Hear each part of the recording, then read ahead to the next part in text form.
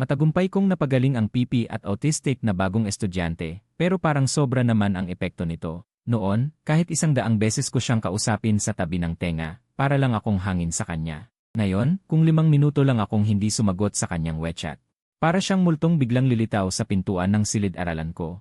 Akala ko depende lang ito sa recovery period, hanggang sa isang araw na harangin niya ako sa pader. Gamit ang bibig na dating nagsasabi lang ng malinaw niyang binigkas ang, gusto kong pumasok sa parehong unibersidad na papasukan mo. At saka lagi kitang kakapitan. Muli akong tinawag na masyadong maingay ng aking kababata, at itinuro ni Mukinyan ang bagong estudyante na nasa sulok.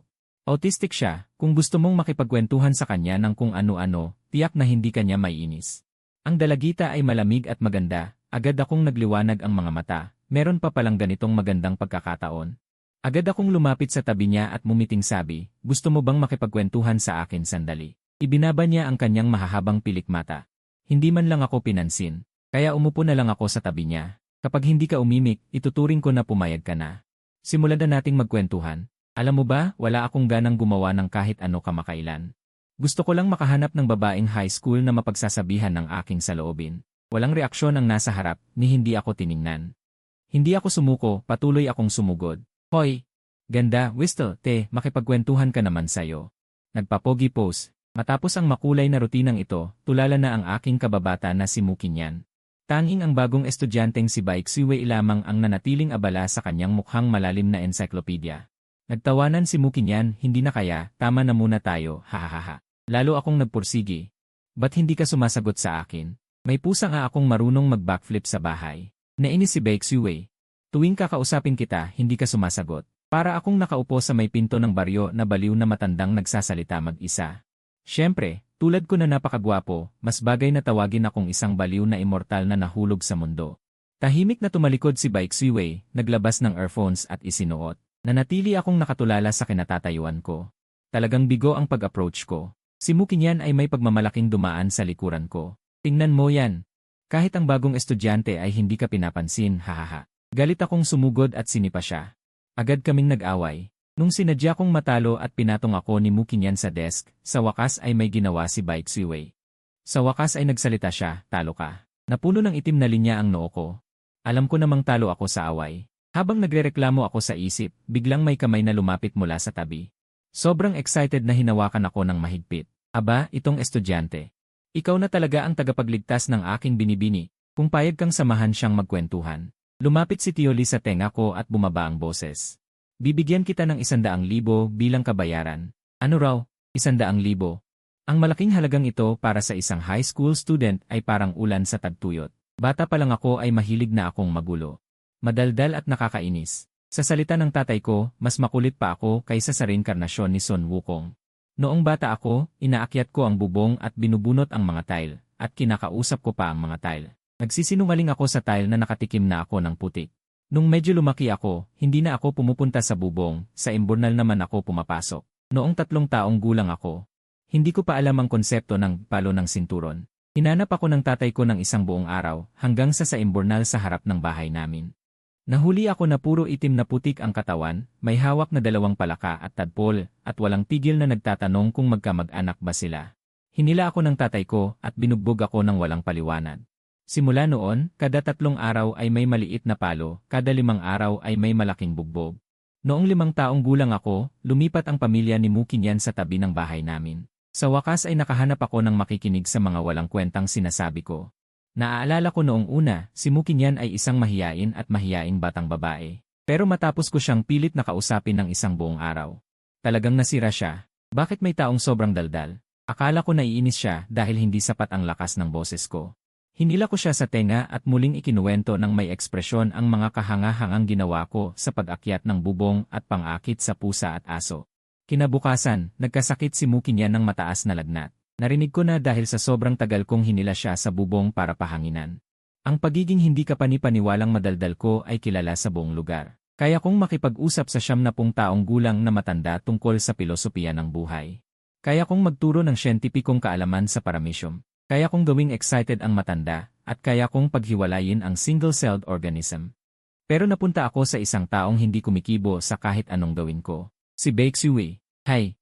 Ba't mo pa babanggitin ang pera? Napaka-impersonal naman. Gusto ko lang makahanap ng makakasama ko sa walang kwentang usapan. Ang pagiging tahimik niya ay katapat ng pagiging masigla ko. Tayong dalawa ay tiyak na perpektong kombinasyon ng magkausap sa mundong ito. Masaya kong hinawakan ang dalawang kamay ni Tioli. Simula ngayon, magkakasama na tayo sa laban. Ipinapangako kong gagamutin ko ang autism ng iyong binibini. Dahil sa bibig ko, kaya kong buhayin ang patay. Asahan mo na, ilagay mo na ang puso mo sa tiyan. Napaluha si Tioli sa emosyon. Napakabuti naman ito. Ang iyong binibini na makilala ka ay tiyak na malaking swerte niya. Agad kaming nakaramdam ng sana'y mas maaga pa tayo nagkakilala, at muntik na kaming magyakapan at umiyak. Tanging sina Baixiwei at Mukinyan ang nakatulala sa amin. Ano itong palabas na ito? Para pasalamatan si Mukinyan sa pagkakataong ito na makakita ako ng napakalaking pagkakataon para yumaman. Maluwag ko siyang inalok ng isang pirasong wangzongwang na ham sausage. Galit na galit siya, kumikibot ang sulok ng kanyang mata. Ako ay allergic sa wangzongwang. Tanga ka ba? Gusto mo ba akong patayin? Mabilis kong kinuha ang ham sausage. Ilang subo ko lang at inilagay sa aking bibig. Akala mo ba si Baixiwei ay talagang isang anak ng mayaman? Wala naman akong narinig na mayamang pamilya na apelyidong Bai sa lugar na ito. Si Mukinyan ay nag-ikot ng malaking mata, kumagat sa kanyang biskwit. Gusto mo bang malaman? Pagkatapos ng klase, sundan si Baixiwei pauwi para malaman ang totoo. Pinatunog ko ang aking hita. Isang napakagandang ideya. Si Baixiwei ay tahimik pa ring nakaupo sa kanyang upuan, nagbabasa ng libro, walang sinasabi. Ngunit mas nauna siyang nakarating sa lugar. May isa pang grupo, isang malaking grupo ng mga babae. Pinalibutan nila si Baixiwei sa gitna. Uy, baita nga. Ano ang ginagawa mong nakatutok dito mag-isa? Baka naman tinataboy ka na naman. Hahaha, sinabi ko na nga ba? Saan ka man pumunta, pareho lang ang ugali mo, puro ka lang panggulo. Hindi ba? Ang pipi na ito ay hindi makapagsalita. Gusto ko lang makita kung sinong bulag ang gustong makipagkaibigan sa kanya. Binagsak nila ang mesa ni Baixiwei. At natapon ang kanyang pitsel. Ngunit si Baixiwei ay nanatiling malamig ang mukha, parang hindi siya ang inaapi. Nagalit ako. Ito ang aking napiling tagapakinig na bagong tuklas, at kayo itong mga babaeng buli ang magtataboy sa kanya. Sino pa ang makikinig sa aking mga kalokohan? Bigla kong sinipa ang pinto ng silid-aralan at mabilis na sumugod. Sinipa ko ang leader. Halika, magbigay ka ng isa pang pagyuko sa akin. Natakot ang mga babae. Ang leader sa gitna ay dahan-dahang lumingon. Puta! Paano magkakaroon ng dalawang tao na magkamukha sa mundong ito? Kayo, magkapatid ba? Ngumisi ang babae. Wala akong ganyang kapatid na may kapansanan. Walang pakundangan kong hinawakan ang likod ng kanyang ulo. Iniin ko ng mariin sa mesa. Mas madali yan. Akala ko tunay mong kapatid siya. Hindi ko sana ginamitan ng malupit na kamay. Dahil sinabi mo yan, wala akong konsensya sa paghampas sa'yo. Ang manhid na mga mata ni Baixiwei ay gumalaw. Panalo ka. Nagliwanag ang aking mga mata. Hindi ko na malaya na lalo kong pinipigilan. Sa wakas nagsalita ka na, mabuting kasama. Nandito ako, huwag kang matakot, kasama. Sinong bulag ang mga api sa'yo? Gagawin kong hindi ka makilala ng sariling mong ina. Ang babaeng nasa ilalim ng aking kamay ay sumigaw sa sakit. Ako si Baiwei, hindi mo ako maaaring saktan. Hinawakan ko ang kanyang kwelyo. Humingi ka ng tawad sa kanya. Ang mga babaeng nasa likod niya ay nagtinginan, gustong sumugod upang tumulong. Ngunit nang makita ang aking mabangis na estilo, hindi sila nangahas kumilos. Binibining Bay. Matapos ang laban na ito, naging sikat ako sa buong paaralan. Hindi lamang natalo ko ang mga taga-international na high school, kundi pinalayas ko sila ng naglulunok. Baixiwei, hintayin mo ako. Pinisil ko ang aking mga daliri. Naghihintay ka bang kumain ng tae? Si Baiwei ay natakot at tumakbo. Mas mabilis pa sa kuneho. Baixiwei, sino ba talaga ang babaeng yon? Bakit kamukhang kamukha mo, at bakit siya nanggugulo sa'yo? Bakit niya dinadala ang mga tao para apihin ka? Nakasuot siya ng uniforme ng International High School. Saang paaralan ka bago ka lumipat? Tingnan mo, kapag mahirap ang tanong, nagiging pipi ka na naman. Okay lang. Isang tanong, isang sagot. Sige lang. Ano ang relasyon mo sa babaeng yon? Tunay na kapatid o talagang estranghero? O baka naman nasaktan mo siya? Okay lang magsalita ka. Kapag sinabi mo, sasaktan ko siya para sa'yo. Si Baixiwei ay nakayuko at nagpatuloy sa paglalakad. Baixiwei, kahapon tinawag ka ng lalaking yon na binibini. Siya ba ang inyong katiwala? Kung tumango ka lang. Bahagyang tumango si Baixiwei. Baixiwei, ang bahay ba ninyo ay napakaganda? Nakatira ba kayo sa malaking villa na may hardin? Mayroon kayong 7-8 kasambahay at maraming driver at bantay na uri ng marangyang mansyon. Baixiwei, ito. Ito ba ang tinitirhan mo? Saan ang naisip kong marangyang mansyon? Saan ang mga nakapila na black suit na bantay? Saan ang mga grupo ng kasambahay? Saan ang ginintuang European na palamuti? Bakit nagbago ang lahat? Sa harap ko ay isang napakasimpleng inuupahang bahay at ilang sira-sirang lumang kasangkapan. Hindi ba? Saan ang lalaking naghatid sa iyo noong araw na yon? Hindi ba may katiwala kayo? Tinawag kanyang binibini. Sa wakas ay nagmulat si Baek Siwei. Pumunta lang siya para tumulong sa mga papeles. Ilang salita lamang. Ako ay nakabuo ng katotohanan sa pamamagitan ng aking imahinasyon. Noong araw na yon, si Tio Lee ay inutusan lamang na samahan siya sa paglipat ng paaralan. Pagkatapos ng proseso, umuwi na siya. Ang totoong pinagtatrabahuhan niya ay tiyak na isang malaking mansyon. Sandali, baka naman pinalayas ka ng pamilya mo. Sa aking mga mata na tumitingin sa kanya, ay hindi sinasadyang nagkaroon ng awa. Kaya pala ang batang ito ay payat na parang patpat at hindi mahilig magsalita. Ang sakit siguro ng iniwan ng tunay mong mga magulang, di ba? Marahan kong hinawakan ang balikat niya. Wala yan, basta gusto mo, kahit ayaw mo, kailangan mong manatili. Hindi lang ako pwedeng maging kausap mo, kaya ko ring maging kapatid mo sa ibang ama't ina. Ibinalibag ko lahat ng merienda sa bag ko. Ito ang mga tinatago kong paborito, ngayon kakainin mo lahat. Pero may lumabas na math test kasama ang chips. Napilitan akong tumawa ng pilit, balak kong itago ang papel, pero bigla itong hinablot ni Baek Siwei. Inilabas pa niya ang sarili niyang perpektong marka at ipinantabi sa akin. Wala akong masabi. 79 lang naman, ba't nagyayabang? Namilipit ang manipis na labi ni Baek Siwei. Gusto mo, turuan kita? Biglang lumiwanag ang mga mata ko, agad ko naintindihan ang gusto niyang sabihin. Tuturuan mo ako ng math. Ang galing. Sige, ganito na lang. Turuan mo ako ng math at araw-araw kitang dadalhan ng merienda. Sa sumunod na 2 oras. Ilang beses nagsisi si Baek Siwei sa padalos-dalos niyang desisyon. Paano naman may taong kayang sumagot ng problema habang nagmumuni-muni na parang monghe? Kinaumagahan, pumasok ako sa klase na may 2 malalaking bags. Nakita ako ni Muki niya na ganito. Tumawa siya ng halos kalahating araw. Nanakaw ka ba ng baka kagabi? Pagod na ako, wala na akong lakas. College physics. Kasi kagabi nakipaglaban ako sa demonyong math. Physics. Tinuruan pa ako ni Baek Siwei mismo. Tigilan mo iyang kalokohan. Ang relasyon mo sa math parang daga at pusa, iiwas ka agad.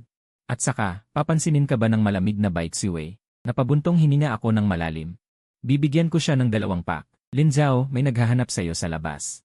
Iyon ay kaklase mula sa school radio station. Medyo nag-alala siya. Lin Zhao. Inutusan ka ng guro na pumunta sa radio station, may emergency task daw. Wala akong hinala. Tumakbo ako agad. Ma'am, anong problema? Sabay click ng pinto, nakalock ito mula sa labas. Mahigpit na nakasara. Kahit anong pilit kong buksan, hindi ko maigalaw. Tuluyan na akong nakulong. Biglang may mga tawanan ng babae sa labas. Gusto mong maging bayani? Di ba masarap yan? Maghapon ka dyan. Walang magliligtas sa'yo. Palabasin mo ako. Isang laban lang. Iray, sinong bobong makikipaglaban sa'yo? Kung gusto mong lumabas, madali lang. Nakita mo ba ang papel sa mesa? Basahin mo yan at baka magpatawad kami. Hahaha, tama. Gawin mo lang, madali lang para sa'yo. Inabot ko ang papel at dumilim ang mukha ko. Mga gago. Talagang si Baek Siwei ang target nila. Si Baek Siwei ng grade 11 section 3, isang walang kwentang babaeng may kapansanan. Anak na itinapon ng sariling pamilya, hindi kinilala ng mga magulang, mas masahol pa sa asong gala. Isang pipi na hindi marunong magsalita. Sinumang lumapit sa kanya ay magkakaproblema. Lumayo kayo sa kanya, lahat ng guro at estudyante. Kahit sa bangungot ko, hindi ko maisip ang masamang salitang yan. Biglang may naisip ako. Agad ko nahulaan kung sino ang utak sa likod ng plano ngayon. 79.6, Baiwei. Ba't nag-aantala ka? Mabilis, malapit nang mag-ring ang bell. Kung hindi ka magsalita, aalis na kami. Umiti ako ng malamig. Sige, makinig kayo sa labas. Binuksan ko ang main switch ng broadcast. Makinig kayo, tita security guard, tita janitor. Si Baiwei mula sa kalapit na International High School ay pumuslit ulit dito para manggulo. Hindi lang siya nambubuli. Ngayon, nilock niya ako sa radio room. Baiwei, makinig ka sa akin. Ang buhay mo ay parang isang malaking mesa, puno ng trahedya at kasawian. Ang buong buhay mo ay 8 salita lang. Kapanganakan na walang kabuluhan, kamatayan na walang dangal. Tandaan mo yan. Ang tanging kahulugan ng pag-iral mo sa mundo ay patunayan na may karma agad. Mukha kang isang piraso ng inamag na liempo na naging tao. Sa malayo, akala ko baboy ramo na naglalakad. Kung sa tingin mo may sakit ka sa utak, magpagamot ka. Huwag kang pumunta sa eskwelahan namin. Bibilhan kita ng magaling na vet para gamutin ka. Galit na galit si Baiwei sa labas. Lin Zhao, gusto mo bang mamatay?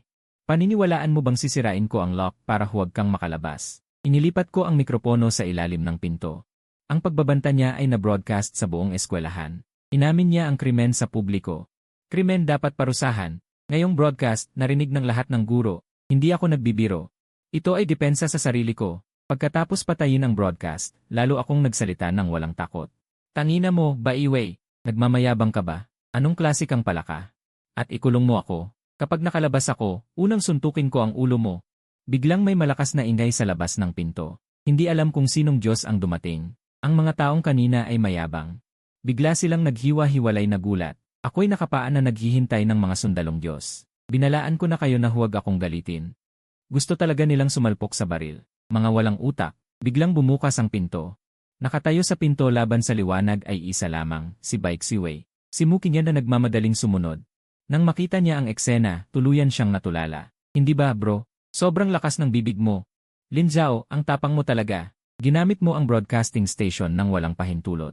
Nagpakita ka ng kahalayan sa harap ng buong eskwelahan. Tumayo ka dyan at mag-isip. Hintayin mo ang tatay mo. Kailangan kong seryosong pag-usapan ang iyong edukasyon sa kanya. Tinitigan ko ang mga siwang ng tiles. Puta, ang punong guro. Bumagsak na ito. Punong guro. Punong guro. Narekwar na ang magulang. Punong guro. Nang dumating ang tatay ko sa opisina ng nagmamadali. Pinagsasabihan pa ako ng punong guro ng may laway. Ito marahil ang pinakamasunurin kong sandali sa loob ng 18 taon. Bastos na bata, nagkakagulo ka na naman sa eskwelahan. Walang bakas ng emosyon sa boses ng tatay ko. Mabigat na bumuntong hininga ang punong guro. Matapos ikwento ang buong pangyayari. Kumunot ang noo ng tatay ko. Ang ibig niyong sabihin, ang anak ko ay sadyang inilok ng isang grupo. Sa broadcasting room para hindi makalabas. At gumawa lamang siya ng makatuwirang depensa, pero kailangan pa siyang tawagan ng magulang para mapagalitan. Kahit na ganoon, ang epekto nito sa buong eskwelahan ay napakasama, kaya para takutin ng iba, gagawin niyong halimbawa ang anak ko. Diretso akong hinila ng tatay ko. Umupo siya ng walang pakundangan sa sopa. Kung kailangan ng magulang, pakiusap, tawagan din ang magulang ng estudyanteng nanggulo. Para makita ko kung anong kakaibang pagpapalaki ang nagturo ng ganitong sakit ng bayan. Biglang nagpanik ang punong guro. Punong guro, ang estudyanteng iyon ay ang dalagang mayaman mula sa katabing International High School. At nasa ospital siya ngayon. Sinaktan siya ng anak ninyo. Narinig ito ng tatay ko at malakas na pumalakpak. Suntok na mabuti, kung lumapit sa akin ang babaeng iyon. Ako mismo ang magbibigay sa kanya ng 2 sampal. Ang ganitong matinding pambubuli sa eskwelahan ay nangyari sa ilalim ng inyong mga mata. At kayong mga guro, sa halip na protektahan ang biktima, kayo pa ang nagtatanggol sa ng api. Ang utang na ito, ako si Lin, ay hindi basta-basta papayag na mawala ng ganito. Kailangang makakuha ng seryosong paghingi ng tawad ang anak ko. Napakatigas ng paninindigan ng tatay ko. Pero ang kabilang internasyonal na high school ay patuloy na nagtatago at nagtatanggol. Ayaw nilang umamin ng pagkakamali. Punong guro, napatawa na lang ang tatay ko sa galit. Si J. Ginagawang laban ng kapangyarihan at background. Para bang walang nagpoprotekta sa amin. Inilabas niya ang cellphone at gumawa ng mabilis na galaw. Nahilo ako sa mga ginawa niya. Maingat akong lumapit sa tenga niya at bumulong, "Tay, hindi tayo pwedeng magpanggap na malakas kahit walang background. Madaling mahuli." Tinitigan ako ng masama ng tatay ko. "Ikaw, bastos na bata, puro kakahiyan sa akin." Ang punong guro ay tila walang pakialam, halatang hindi naniniwalang may ganoon kalawak na koneksyon ang tatay ko. Makalipas ang kalahating oras, binuksan ang pinto ng opisina mula sa labas. "Chairman, bakit kayo mismo ang pumunta?" Tumayo ang tatay ko nang hindi nagmamadali, puno ng ngiti. "Oh, ang galing mo naman, kapatid. Lahat ng tao sa lugar ay natigilan na parang bato. Ngayon, wala nang magawa ang kabila." Ang ibig kong sabihin ay ang kabilang eskwelahan. Napilitan silang itulak ang isa sa mga kasamahan ni Baiwei na isang babaeng tambay bilang scapegoat. Ang kabila ay sunod-sunod na umatras sa malakas na atake ng tatay ko. Sa huli, napilitan silang yumuko at humingi ng tawad. Itinaas ng tatay ko ang ulo at buong yabang akong hinila palabas. Nang makarating kami sa gate ng eskwelahan, bigla siyang tumigil. "Lin Zhao, sabihin mo sa akin ang totoo. May nililigawan ka ba sa eskwelahan nang hindi ko alam?" Itinaas ko ang 2 kamay na parang sumusuko. Mas inosente pa ako kaysa kay Dao tay. Itinuro ng tatay ko ang labas ng gate. "Kung gayon, ipaliwanag mo kung sino ang babaeng iyon." "Si Baek Siwei." Naghihintay pa pala siya. Nang makita niya akong lumabas, mabilis na lumapit si Baek Siwei. Pero nang makita niya ang tatay ko, bigla siyang natigilan na parang naengkanto. Dumating din si Muki niya na hingal na hingal. Ang galing ng babaeng ito sa pagbabasa ng sitwasyon. Hinawakan niya si Baek Siwei at lumapit. Para bumati ng masigla. "Kumusta po, tito? Naghihintay po kami ni Lin Zhao para mag-aral ng magkasama. Ito po ang bagong transfer na super genius ng eskwelahan namin. Ang galing sa math, kaya niyang talunin ang 8 linzaw. Tiningnan ko siya ng masama. Ang tingin ni Baek Siwei ay nakadikit sa mukha ko. Hindi ako komportable sa titig niya. Humaba ang ng tatay ko. Ah, ganoon pala. Sige, mag-aral na kayo. May seryoso pa akong pag-uusapan kasama ang tiyuhin mo. Nakaligtas ako sa gulo at nakuha ko ang mahalagang libreng oras ngayong gabi. Hindi niyo maiisip kung gaano kasuklam-suklam si Bai Yue. Humanap siya ng isang scapegoat para mag-apologize ng pakitang tao lang. Hindi ko basta-basta palalampasin ang galit na ito. Sobra na si Bai Yue. Akala niya dahil nasa International Private High School siya. At nagpapalipas lang ng oras, kaya niyang mang-api sa teritoryo ko. Kung hindi ko maayos ang away na ito, babaliktarin ko ang apelyido ko. Sigurado akong lagi kayong nasa panig ko at susuportahan ako ng walang kondisyon, di ba? Ngayon, kailangan nating bawiin ang nawalang respeto at ibalik ito ng may interes. Si Mukinyan, dahil sa walang tigil kong daldal, ay pinikit ang kanyang mga tenga. Master Lin, 40 minuto ka ng galit na galit. Maaari na ba tayong mag-aral ngayon? Hindi mo naman ginulo si Baek Siwei buong gabi na parang langaw, di ba? Parang langaw na berde. Nainis ako at gusto ko sanang makipag-away, pero biglang nagsalita si Baek Siwei. Si Bai Yue ay hindi naman mali. Sabay kaming lumingon ni Mukinyan. Ako talaga ay isang batang itinakwil na walang gustong kumuha. Iniwan ako ng mga tunay kong magulang dahil may malalang problema ako sa pag-isip. Wala akong utak na kasing husay ng kanya. Natahimik kaming lahat. Ilang minutong katahimikan. Hindi man lang namin napansin na nakapagsalita si Baek Siwei ng napakahaba at kumpletong pangungusap. Grabe, ang sama ng loob ko. Bulong ko na may galit. Dapat noong nasa harap ng broadcasting station, ay binigyan ko na siya ng 200 sampal sa mukha. Hindi pwede. Lalo akong naiinis. Kailangan kong ilabas ang galit na ito ngayon. Mabilis na hinawakan ni Mukinyan ang braso ko. Tigilan mo na. Ngayon lang ay nadamay na ang tatay mo. Sa susunod, kung dadamay pa ang nanay mo, hindi na ito madaling ayusin. Medyo nahiya akong hinawakan ang dulo ng ilong ko. Tumingin ako kay Baek Siwei. Ang tingin niya ay nakatutok sa akin. Payag ako. Suportahan kita. Ang galing. Alam ko na ikaw, Baek Siwei, ay tapat na kaibigan.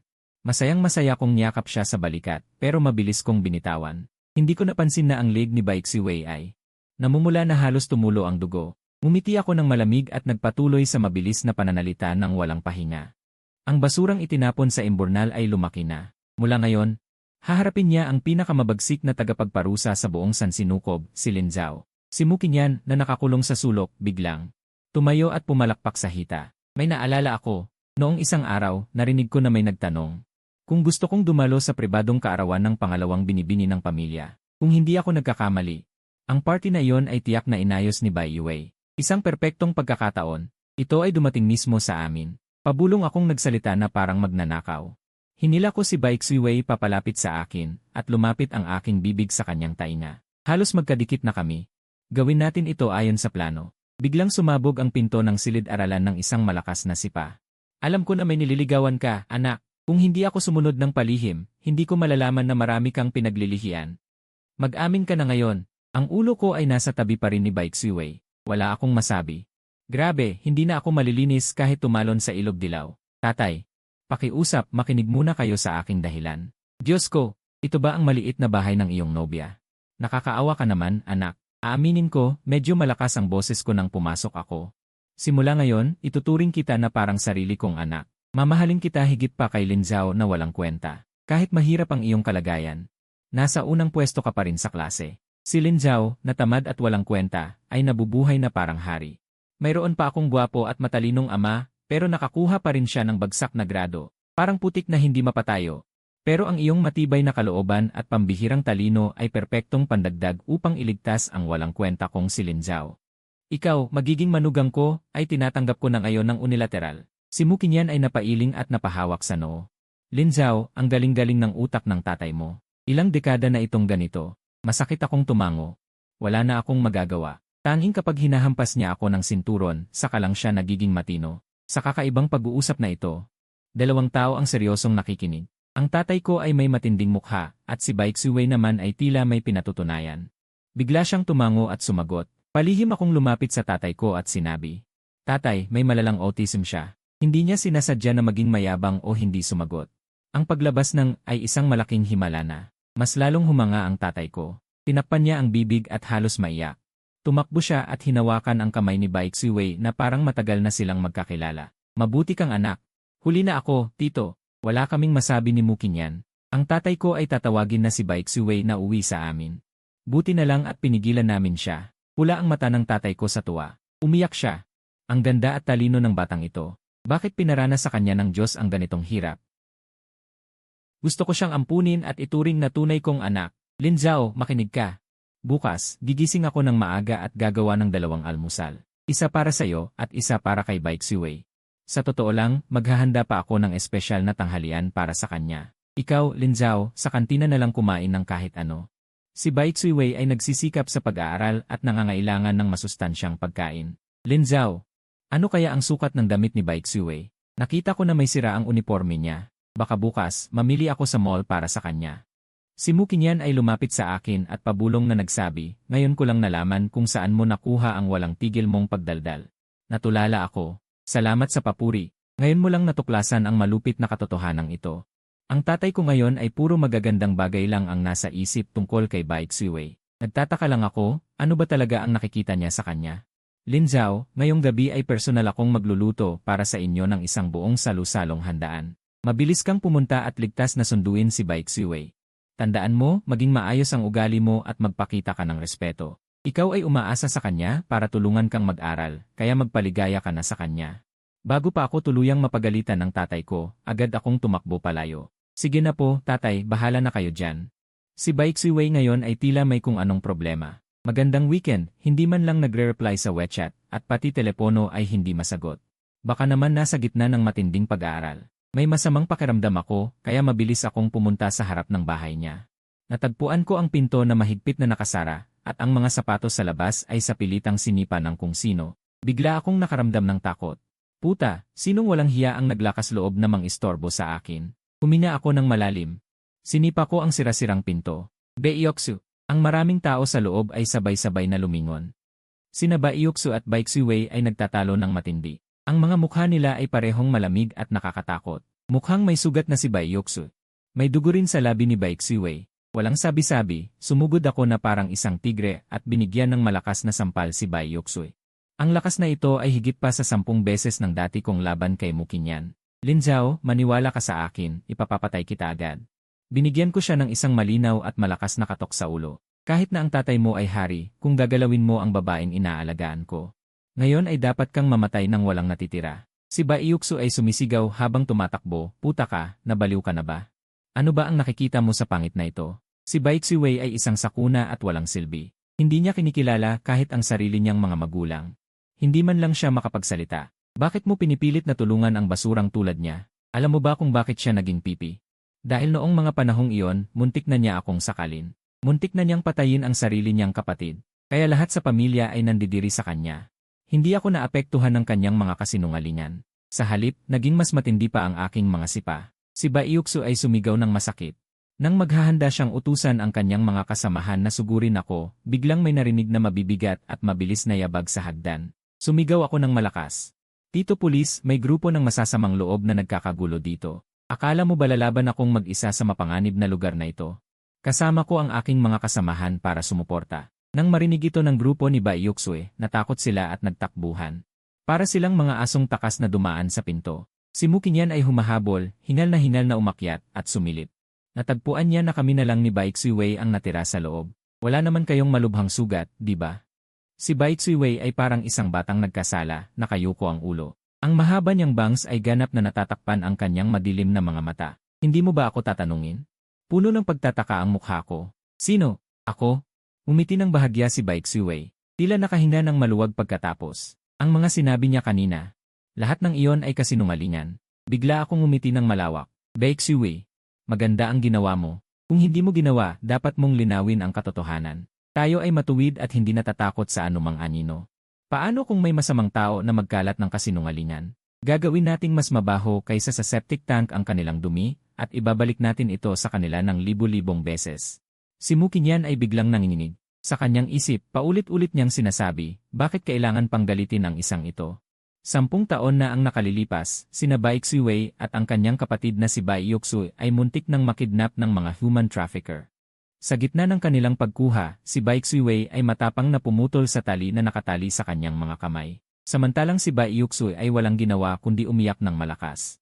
Si Baik Suwei ay nanatiling kalmado sa buong panahon. Mabilis niyang pinroseso ang kanyang isip at gumawa ng isang malupit na desisyon. Alam niya, malamang na isa lang sa kanila ng kanyang kapatid ang makakatakas ng buhay. Kaya pinili niyang isakripisyo ang sarili. Matapos alisin ang tali ni Bai Yuxue, itinulak niya ito palabas ng mabilis na sasakyan sa dilim. Ang mga human trafficker sa harap ay hindi agad napansin ang anumang kakaiba. Si Bai Xuewei ay taimtim na nanalangin na may mabait na tao na makakita sa kanyang kapatid na nakahandusay sa daan. Ngunit hindi nila alam noong mga panahong iyon na ang kanilang mga magulang ay nag-aalala ng husto. Ginamit nila ang lahat ng kanilang koneksyon para hanapin sila.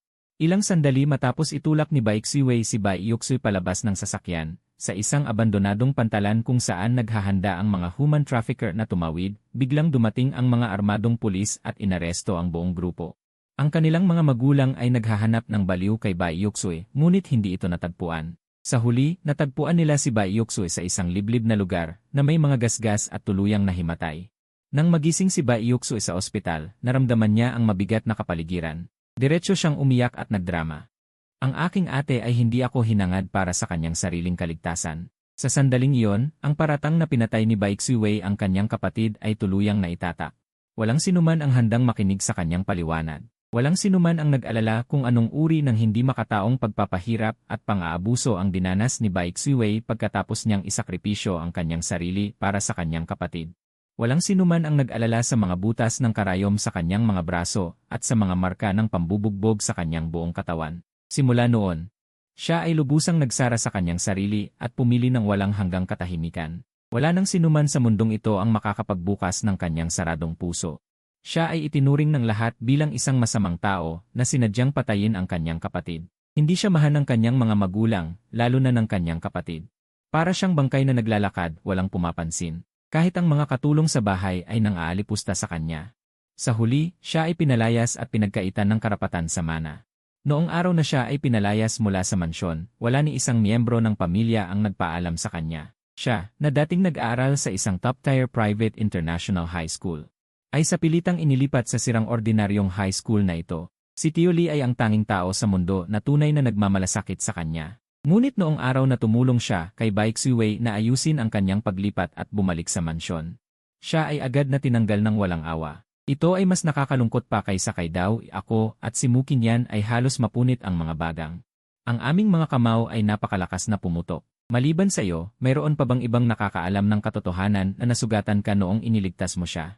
Bahagyang nagkunot ang noo ni Bai Xuewei habang nag-iisip ang dating matandang katiwala na pinaalis at noong mga panahong kinidnap kami ng mga mangangalakal ng tao, kami ni Mukin Yan ay nagpalitan ng sulyap na puno ng pagkakaintindihan, mayroon na kaming paraan para manalo. Ibinaba ni Bai Xuewei ang kanyang mga mata, may alam na ako, sa katapusan ng susunod na buwan. Ang pamilya Bai ay magdaraos ng isang napakagrandeng ika-negatibo 18 kaarawan para kay Bai Xuewei, napakalaki ng paghahanda. Tiyak na dadagsa ang mga kilalang tao mula sa iba't ibang sektor. Iyon ay isang napakagandang pagkakataon para gumanti. Ngumiti ako ng napakaliwanag at niyakap si Bai Xuewei. Tingnan mo ang iyong kakayahang magsalita ngayon, napakahusay na naibalik, Bai Xuewei. Napakagaling mo talaga, ang kanyang katawan ay nanigas sandali, pagkatapos ay unti-unting lumambot at nag-relax. Maamo siyang dumikit sa akin, ang tatay ko ay tiniis ng mahigit 1 oras. Nagpasensya siyang makinig habang pinalabis ko ang kwento ng kahindik-hindik na nakaraan ni Bai Xuewei. Kinamot niya ang kanyang tainga sa pagkainip. Sabi ko ba'y paikliin mo at sabihin ang mahahalagang bahagi. Sino ba ang nagmana ng nakamamatay na pagiging madaldal na ito? Paanong ang isang maliit na bagay ay inabot ng 1 oras at hindi pa rin nakarating sa punto? Si Bai Xuewei ay lumabas kasama ang kanyang nakababatang kapatid. Pagkatapos, nagmura ako at naglabas ng sama ng loob ng halos buong hapon. Halos nakatulog na ang tatay ko sa kakakinig. Nang sa wakas ay naabot ko na ang mga mahahalagang detalye na talagang nakakagalit, nanlaki ang mga mata ng tatay ko, putang ina. Paanong magkakaroon ng mga magulang na parang hayop na walang puso sa mundong ito, at isang kapatid na babaeng napakasama? Ito ba ang tinatawag na dugong kadugo? Lahat sila ay mga bulag na walang kwenta. Bakit hindi mo ako naunang sinabihan ng balitang ito, anak? Nakakainis talaga. Ngayon, hindi ako maniniwala na ang isang maliit na batang babae ay makakataka sa palad ni Buddha. Gagamitin ko ang aking mga koneksyon upang humanap ng paraan at sirain siya. Buong magdamag, ang bibig ng aking tatay ay tila walang tigil na nagpapatakbo, para kaming 2 baril na puno ng bala. Walang tigil kaming nagpaputok sa hangin, nagmura ng ilang oras nang hindi nauuhaw, halos matanggal ang bubong sa sobrang galit naming sigawan. Sa gabi ng pagdiriwang ng kaarawan ni Bai Wei, dumagsa ang mga mamamahayag mula sa mga pangunahing media outlet, lahat ng kanilang mga kamera at focus ay nakatutok lamang sa kanilang sikat na pangalawang anak na si Bai Wei, naglalathala ng mga papuring balita, samantalang ang lehitimong panganay na si Bai Ziwei ay parang isang daga na hindi dapat makita ang liwanag, nakatago sa madilim na sulok. Saan naman makikita ang baluktot na katarungang ito? Marahan kong tinulak si Bai Ziwei mula sa likod. Sige na, ngayon ang entablado na puno ng kinang ay dapat na sayo. Naniniwala ako na kaya mong kontrolin ang lahat. Kung talagang kinakabahan ka, isipin mo na lang na ang mga tao sa ibaba ay mga karot, huwag mo silang pansinin. O isipin mo na lang na mga repolyo sila. Si Bai Ziwei ay nakatuon ang tingin sa aking mukha, kahit anong sabihin ko sa kanya. Ay hindi siya kumukurap na nakatingin sa akin, at saka siya sumasagot ng isang maamong. Si Mukinyan, na hindi na makatiis, ay dumating.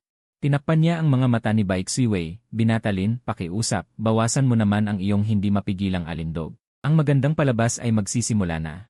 Ang mga manonood na naghihintay ay nakaupo na. Si Bai Wei, sa gitna ng mga peking papuri ng mga bisita, ay unti-unting nawala ang kanyang sarili. Binibining Bai, hindi ba si Bai Ziwei iyong nagtatago sa sulok? Iyong bantog mong kapatid na babae? Hindi ba siya ang muntik ng pumatay sa iyo noon? Bakit siya may kapal ng mukha na pumunta sa iyong debut at magpahiya? Si Bai Wei ay gumisi ng may paghamak. Malamang pinalayas siya ng mga magulang ko, at sobrang dukha na hindi na makakain, kaya sinasadya niyang pumunta rito at makikain ng walang hiya. Hahaha! Biglang sumabog ang nakakasakit na tawanan sa paligid. Talagang mapagpatawad si Binibining Bai. Kahit ang mga pulubing namamalimos ay pantay ang pagtingin. Kaming mga kapatid na babae ay dapat matuto kay Binibining Bai ng magandang asal ng mayayaman. Hindi ba?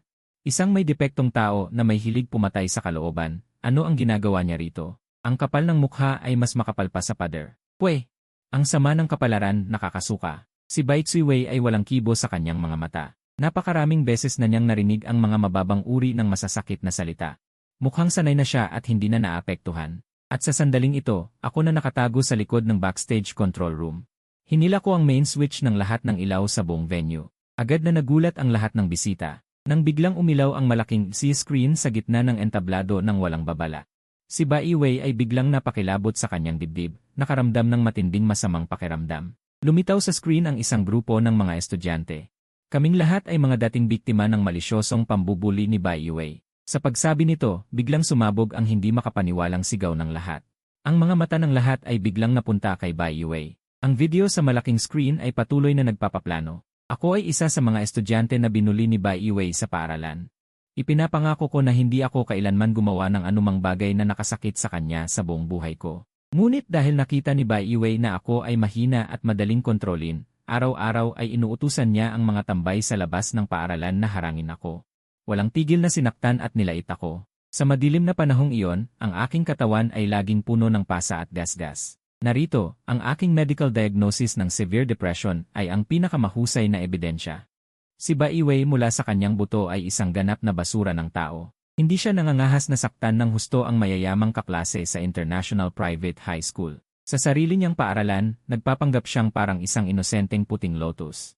Nagpapanggap siya bilang isang mahinahon at maayos na babae, ngunit sa likod, ginagawa niya ang lahat ng masasamang bagay.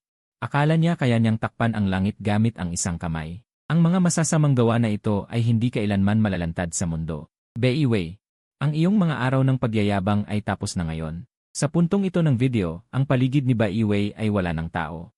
Lahat ay kusang lumayo na parang iniiwasan ang salot. Naku, nakakapangilabot. Ang kilalang pamilya Bai ay nagpalaki ng isang pervert. Ito ay isang tunay na masamang binhi. Si Bai Wei at ang mga magulang ng Bai ay tuluyang naguluhan. Nagmamadali na parang mga langgam sa mainit na kawali. Kayo mga walang kwenta, hindi ba kayo pumunta at putulin ang power source na yon? Isara ito agad-agad. Ngunit ang pinto ng control room ay nilock ko na mula sa loob. Pati ang main switch ng floor ay nilagyan namin ng ilang malalaking bakal na kandado. Kahit gusto nilang sirain, hindi nila mabubuksan. Walang magawa kundi panoorin ng may pag-asa ang video na nagpapatunay ng kasalanan na patuloy na naglulop. Ako ang dating matandang katiwala ng pamilya Bai na walang dahilan na pinaalis. Noong ang panganay at pangalawang binibini ay kinidnap ng mga kriminal. Ang panganay na binibini ay itinulak ang pangalawa palabas ng sasakyan upang makatakas ito. Pagkatapos matagumpay na mailigtas ang pangalawang binibini. Di nagtagal ay napansin na ng mga human trafficker ang pagkakaiba, kaya't sila ay brutal na binugbog at pinahirapan. Matapos mailigtas ng pulisya ang ikalawang anak na babae. Sa halip na magpasalamat, ay walang awa pang binaligtad ang sitwasyon, at inakusahan ang panganay na anak na babae sa pulisya, at sa kanilang mga magulang na sinubukan siyang patayin. Noong una, ako ang personal na nag-aalaga sa panganay na anak na babae. May mga litrato ako ng lahat ng nakakatakot na sugat sa kanyang katawan, na aking itinago bilang ebidensya. Handa akong tumestigo sa korte. Ang panganay na anak na babae ay may mabuting puso, ngunit ang kapalit ay ganitong kalupitan mula sa kanyang sariling mga magulang, nakakalungkot. Ako ang abogadong humawak sa kaso ng kidnapping noong panahong iyon. Nakita ko mismo ang malalang pinsala sa katawan ng panganay na anak na babae, ngunit pinilit ako ng ikalawang anak na babae na manahimik gamit ang aking karera. Pinilit akong tumahimik, kaya't labag sa aking konsensya ay pumili akong manahimik. Panganay na anak na babae. Lubos akong humihingi ng tawad. Hanggang ngayon, handa akong tumayo sa korte at tumestigo para sa iyo. Kahit sa dulo ng video ay may kasamang malabong CCTV footage na na-restore sa pamamagitan ng teknolohiya, kung saan makikita si Baek Siwei sa kritikal na sandali. Na itinulak si Baek Siwei patungo sa ligtas na damuhan, at kasunod nito, makikita si Baek Siwei at ang kanilang mga magulang na parang nagtatapon ng basura. Ang lahat ng personal na gamit ni Baek Siwei sa kalye, na pinipilit siyang mamuhay mag-isa sa isang inuupahang silid sa slum. Sino ang may kasalanan? Biglang naging malinaw ang lahat. Muling nagkaroon ng malaking kaguluhan sa buong venue. Paano nagkaroon ng mga magulang at kapatid na babae na mas masahol pa sa mga hayop? Maaari pa bang maging tunay na anak ito? Hindi ko akalain si Chairman Bai at Yenje. Bai ay mukhang marangal sa labas, ngunit sa likod ay hindi marunong mag-isa ng tama at mali. Lubos na hangal. Ang panganay na anak ay napilitang magkaroon ng mutism, habang ang bunsong anak ay gumagawa ng kasamaan sa labas. Gumagawa ng lahat ng masasamang bagay. Ano ang silbi ng pag-ipon ng ganitong kalaking ari-arian? Sa kalaunan, sisirain ito ng babaeng iresponsable. Ang pamilya ay wala ng pag-asa. Ang mga kasalanan ni Baek Siwei ay karapat-dapat sa libong beses na kamatayan. Paano magkakaroon ng babaeng may puso ng ahas na ganito ang pagtrato sa sarili niyang kapatid na babae? Tawagan agad ang pulisya at ipadala ang kanser ng lipunan sa juvenile detention para sa rehabilitasyon. Tama iyan, ang ganitong antisosyal na personalidad ay dapat direktang makulong at matuto ng leksyon. Ang mga sumpa mula sa mga manonood ay parang kulog. Si Baek Siwei ay naging isang daga sa kalye, hindi na kayang itaas ang kanyang ulo. Siya ay sumigaw at tumakas na tinatakpan ang kanyang mukha. Ang mga magulang ng Bai ay nag-aalalang sumunod. Siwei! Sa likod ng eksena, ang aking ama, isang veteranong media mogul, ay lihim na nagpasigla, at si Baek Siwei ay tuluyang sumikat sa kasamaan. Ang kanyang mga kasuklam-suklam na gawain sa paaralan ay biglang naging front page sa lahat ng social media, kumalat sa buong bansa, at ang kanyang reputasyon ay tuluyang nasira. Ang kanyang buhay ay direktang ideklarang tapos na. Ang International High School, dahil sa pressure ng opinyon ng publiko at mga ahensya, ay mabilis na naghiwalay kay Baek Siwei. Pinilit siyang mag-withdraw sa gitna ng gabi, at napilitang huminto bago pa man graduate. Si Baek Siwei ay walang mapupuntahan, parang uod na nagtatago sa villa at umaasa sa magulang. Pero hindi sinasadyang narinig niya ang kanyang mga magulang na nagpaplanong ibalik si Baek Siwei sa bahay at ipamana ang negosyo. Siya ay nagalit at ginamit muli ang kanyang lumang taktika. Gamit ang pag-iyak, pag-aaway, pagpapakamatay, at pagtakas, pinilit niyang pigilan ang kanyang mga magulang, ngunit hindi niya inaasahan na. Ang kanyang mga magulang ay hindi na naniniwala sa kanya. Sa halip, sila ay dumiretso sa kotse at pumunta sa kanya. Noong panahong iyon, si Baek Siwei ay nakaupo sa lumang mesa, tinuturuan ako ng science at math exam. Ang pangunahing lohika ng malaking problemang ito ay napakasimple. Alalahanin mo ang core formula na itinuro ko kahapon. Siwei, espesyal na dumating si nanay at tatay gamit ang may batch para sunduin ka pabalik sa malaking villa. Kaming dalawa ni Baek Siwei ay nagkatinginan ng may pagkakaunawaan, at walang sinuman ang nag-abalang pansinin ang dalawang nagpapanggap na clone sa labas ng pinto. Ang mga magulang ng Bai ay nagpakita lamang ng saglit na kahihiyan. Pagkatapos ay mabilis nilang ibinalik ang kanilang peking mapagmahal na mukha. Siwei, lahat ng pagkakamali ay kasalanan namin ni tatay. Noong una, nakinig kami sa maling payo at lubos kang na-misunderstood. Umalis kayo. Siwei, hayaan mo kaming magbayad ng tama. Tingnan mo itong sira-sira. Napakadumi at magulong inuupahang silid, hindi ito angkop para sa isang prinsesa. Sumama ka sa amin pauwi. Agad naming ililipat sa iyo ang penthouse na may tanawin ng ilog sa sentro ng lungsod. Ito ay ayos na. Ang kanyang mga magulang ay nagmukhang naguguluhan, halatang hindi naiintindihan. Ako ay nakaupo na parang hari, nakataas ang paa. Diretso akong nagsilbing gold class interpreter. Ang subtext ni Baek Siwei ay, mangyaring bumalik kung saan kayo nanggaling. Lumayo kayo at huwag niyo siyang guluhin sa kanyang payapang buhay dito. Hindi niya kailangan ang inyong huling minutong murang pag-aalaga at lalo nang hindi niya gusto ang inyong malaking villa. Kailangan lang ninyong magbayad ng sustento sa kanyang account bawat buwan. Lahat ng iba pang emosyonal na panghuhutot ay wala ng kwenta. Iwanan na lang ang natitirang pagmamahal ng magulang sa inyong kapatid na babae na kinasusuklaman ng lahat. Ako ay nagkibit balikat ng mayabang. Iyan ang lahat ng katotohanan na nilalaman ng apat na salita ni Baek Siwei. Tapos na ang pagsasalin, walang refund. Ang kanyang mga magulang ay natigilan sa aking mga salitang puno ng patalim. Siwei, umalis kayo. Ang dalawang salitang ito ay malinaw nilang narinig sa pagkakataong ito, ngunit ang lasa ay parang nakalunok ng langaw. Siwei, ngayon ay alam na naming nagkamali kami noong nakaraan. Ako ay tumayo na parang pader na bakal sa harap ni Baek Siwei. Kung talagang nagsisisi kayo, magbigay kayo ng pera at mansyon, at siguraduhin na mabuhay si Baek Siwei ng marangya. At pangakuan na hindi na siya guguluhin mula ngayon. Iyan ang tunay na pagmamahal sa kanya. Sa mga nakaraang taon, ibinigay niyo ang lahat ng yaman kay Bai Yue. Nagbalik ba sa inyo ang ungrateful na yon kahit isang butil ng kabutihan? Ngayon ang stock ng Bai Group ay bumagsak dahil sa kanyang iskandalo. Saan siya nagpunta? Makakatulong ba siyang ibalik ang anumang pagkalugi? Dahil hindi niyo kayang pantay-pantayin ang inyong pagmamahal, hayaan niyo siya. Palayain si Baek Siwei ng lubusan. Sa araw na yon, ang kanyang mga magulang ay umalis na parang talong manok na natalo. Ang kanilang hitsura ay tila biglang tumanda ng 10 taon. Si Baek Siwei ay hindi man lang nagbigay ng kahit isang sulyap sa kanila. Buti na lang at may natitira pa silang kahihiyan. Pagka-uwi, agad nilang inilipat sa kanya ang isang high-end penthouse na may mahusay na seguridad at nagbigay ng 100,000 pesos na allowance kada buwan. Sa ganitong material na seguridad. Ngunit pagkatapos makuha ang unang malaking pera, ang unang naisip ko ay dalhin siya sa pinakamahusay na ospital para magpatingin sa espesyalista. Snowway, makinig ka sa akin, sumama ka sa akin sa psychologist para magpatingin ng maayos, okay? Akala ko kailangan ko pang gamitin ang buong husay ko sa pagsasalita para lang mahikayat siya. Ngunit si Bai Snowway ay naging napakasunod-sunod at kooperatiba. Ang tanging kondisyon na hiniling niya ay napakasimple, sa buong proseso ng paggamot, dapat lagi akong nasa tabi niya. Walang pag-aalinlangan kong pumayag. Tuwing katapusan ng linggo pagkatapos ng kanyang therapy, dinadala ko siya sa parke sa labas ng bayan o sa dagat para magpahangin. Para ma-relax at makalimot, pag-uwi namin, siya naman ang nagiging seryoso. Parang isang mahigpit na maliit na guro na nagtuturo sa akin ng nakakalitong matematika, sa pag-aalaga at pagmamahal, unti-unti.